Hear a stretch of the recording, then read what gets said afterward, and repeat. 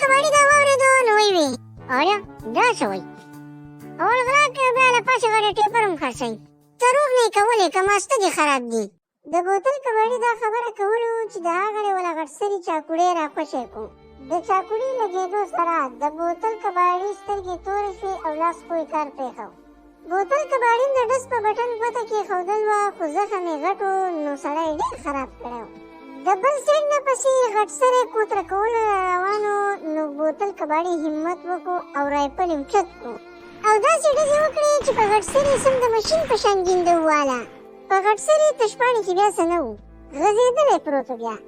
په دې کې شلق باران شو غټ سری بمبه پروت و خو بوتل کباړي رانه خراب کړو بوتل کباړي د ځان د بچ کولو کوشش ډېر وکړو خو څه خونې ونه کړو او اخر کې هغه هم غځېدلی پرېوت نو ولې ورونو همیشه خپل د مهنت خوراک خورئ په تیاره کې دوه روڼه سره د کړو دود ته توری شو او خپل د مهنت هر څه هم پاتې شو نو تاسو چېرته په ورورولۍ کې داسې ونه کوئ